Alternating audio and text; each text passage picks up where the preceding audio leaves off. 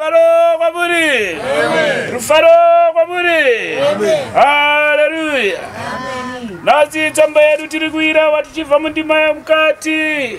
Muvhesi yavatesalonika vekutanga chapter 4 ndima yemukati paverse 13. Musoro wesoko tiri kusumuka nawo. Kumuka kwakafa nekudzoka kwaKristu. Verse 18 tosimuka. Zvino hama dzangu atidi kuti mushaiwe kuziva pamusoro pavatete, kuti murege kuchema savamwe vasina tariro.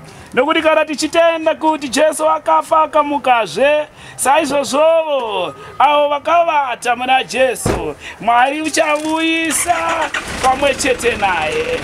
Nokuti tinokuudzai Trevor Production. Oh gosh.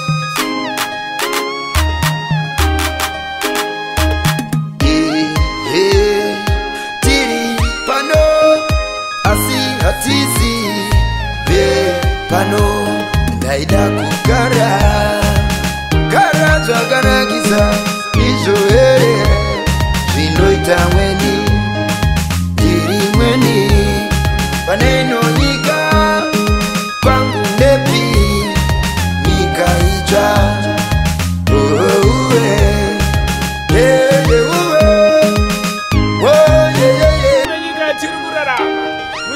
zvakawanda zviri kutivhiringidza. Tarisai vana vaMwari, uyai mudzoke, siyai zvinyangadzo zvenyu. Tiri kubata mabasa akaipa.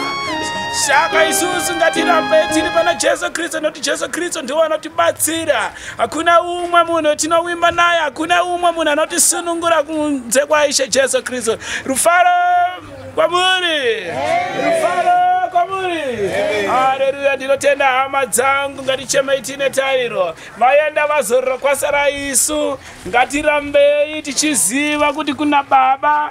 Ngatinamatei Baba nokuti ndiye anotisunungura. Nokuti kudenga takagadzirirwa dzimba dzekuzogara. Ngatisazoitei Baba kuti tizoite zvigevenga. Atiri kumuka tichitambudza hama dzedu. Mazvita mapostori, ndinokutendai muzuva ranhasi.